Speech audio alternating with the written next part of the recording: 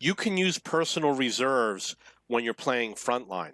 And one of the ones that's going to be really useful is going to be the credits, because you earn a lot more credits playing Frontline.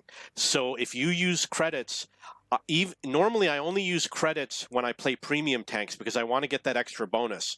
And the other reason why is because I have 180 personal reserves, but I tend to run low on the free EXP and on the credits, and I tend to have more for crew and for EXP. So normally I don't use them as often, but I do use them in Frontline. So you might want to use a different tactic when you play Frontline. The other thing you want to do is avoid using the 2-hour the 2-hour personal reserves. And the reason why is because when you get to that 1 hour mark, if you, the personal reserve is used when you start the battle. If the time runs out, if your hour runs out, you still get the benefit of the personal reserve. So you can, and because the games can be 25 or 30 minutes long, you might be able to get an extra game in if you use 2 1-hour personal reserves as opposed to using 1 2-hour personal reserve.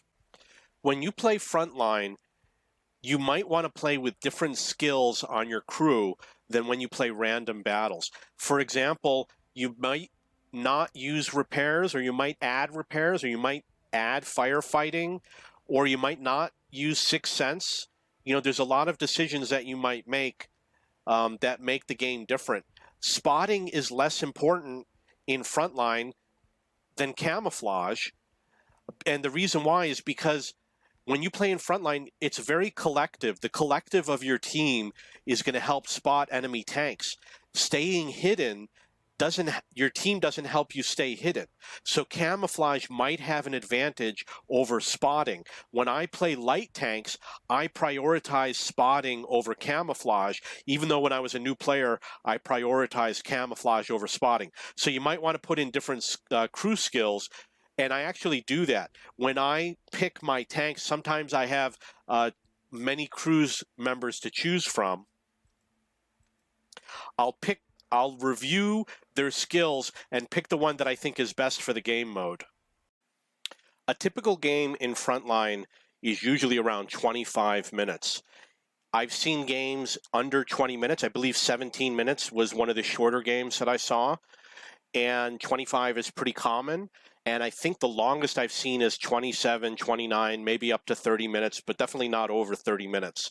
So it is a pretty long game, and that's one of the reasons why you're not going to see it integrated with random battles, because random battles are a lot shorter. There's no friendly fire in World of Tanks Frontline, so you can hit your allies without doing damage. Now remember, you've got artillery strikes and air strikes, and you've got your gun, and you've got the SPG. So you might wonder, well, what if you drop an artillery strike on someone? And I've seen it happen. I've seen someone drop artillery strikes on enemy tanks that were immediately touching allies, and damage was done to the enemy and no damage was done to the ally. So I believe it's possible that even using combat reserves, you cannot damage an ally. I'm really not sure, because I've been confused about this. But in general, you cannot do friendly fire damage to an ally. If you shoot at him, he's going to see that he got hit, and it will say your tank, and it will show a black bar, and it will say no penetration, and it will show the direction that it's coming from. So he's still going to know if you shoot at him, but it won't damage his tank. One thing about playing Frontline is that they will do it during a weekend that has some sort of a special that you might want to play. So if you look at, for example, missions, there might be really good missions during a time period that Frontline is playing. And the reason why this bothers me is because I like to play the 3 times victory, and I don't know why it's not showing for the day. Oh, I have it in Frontline mode. If I go to random battle mode, you're going to notice we're on a 3-time victory weekend. I only play when there's a 3-time, a 4-time, or a 5-time victory weekends. That's when I love to play. But sometimes they'll do that during a Frontline event. So you'll have to pick between the two. They will do this. If you like to play only the best events, that's one of the situations you're going to have to deal with. If you look at the frontline regulations, in this case for 2019, you're going to find all the basic rules that are going to tell you how the game is played or how it might be different from a previous version. For example, we've got the schedule, we've got an overview, the tier that's going to be played. It talks about what the attackers do, what the defenders do, the size of the map. So you've got general. It talks about base capture points, um, objective hit points. You can see the armor for the objectives, what an explanation of what overtime is, respawn mechanics, etc. So go look up this information for all the basic stuff. The reason why it's not in this video is because most players know this information, and I don't want to repeat what people already know. One way to avoid being spotted and to avoid the enemy aiming its guns at you is to stay near the red line whenever possible. It's good to protect the rear of your tank. It's good to be distant from the enemy.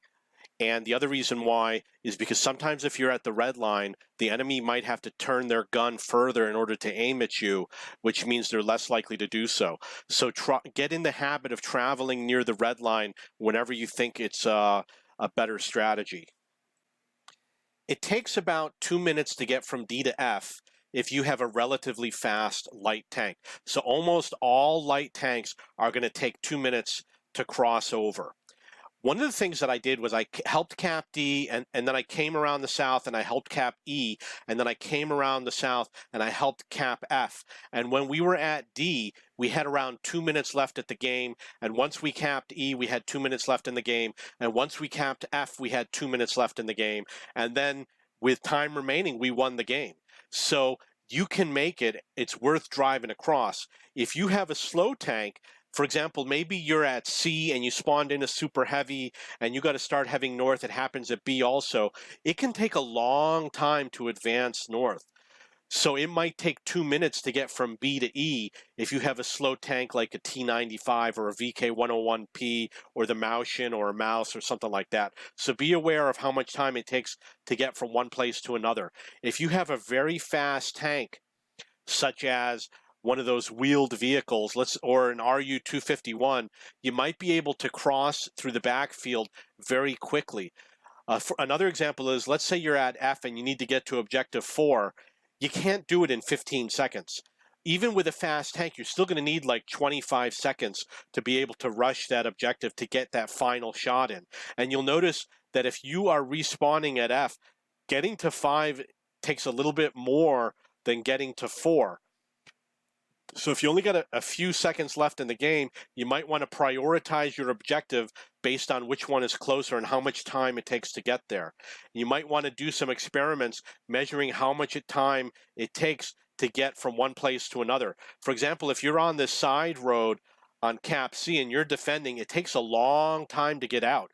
If you're down at the bottom and the enemy Cap C, it's really difficult, even if you have a fast tank, to get out of there in the amount of time that they give you, which I believe is 50 seconds. So measure those times and learn them.